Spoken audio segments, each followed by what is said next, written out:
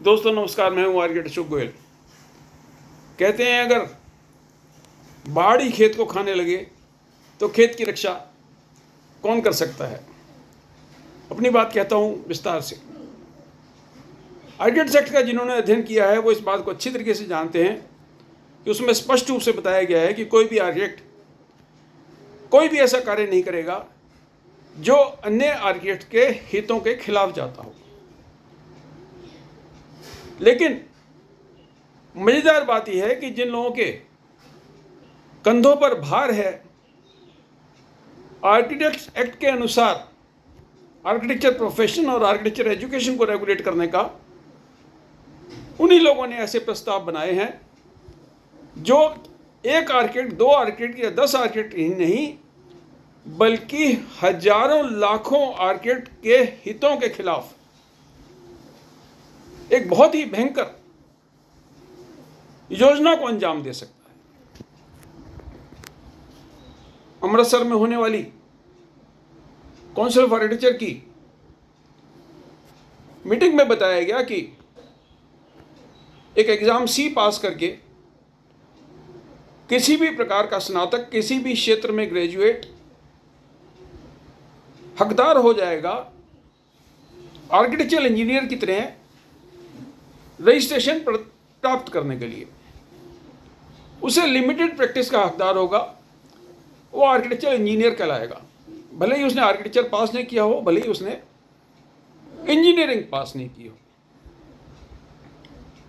इस तरह की प्रस्ताव को बनाया गया एक सज्जन के नेतृत्व में, जिनका नाम लाली चंद जी है, जो आईआईए में प्रतिनिधि थे, आईआईए के प्रतिनिधि थे काउंसिल ऑफ आर्किटेक्चर में। उनके साथ अन्य कुछ साथी थे, वो खुद भी सारे लोग आर्किटेक्ट रहे हैं।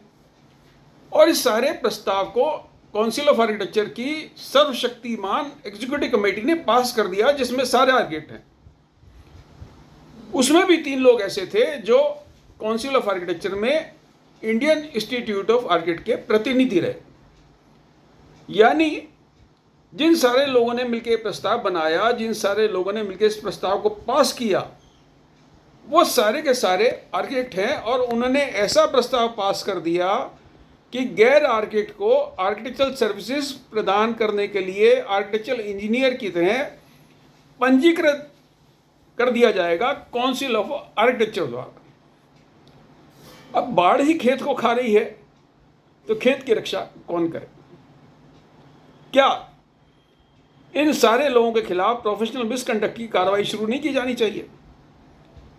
अब मामला ये बनता है कि प्रोफेशनल मिसकंडक्ट की कार्रवाई की जाती है काउंसिल ऑफ आर्किटेक्चर द्वारा। ये जो काउंसिल की 80वीं मीटिंग थी अमृतसर में, बहुत सारे लोगों के खिलाफ प्रोफेशनल मिसकंडक्ट के मामले आए थे, जिस पर इन्होंने विचार किया, कुछ पे कार्रवाई की, कुछ को निरस्त किया।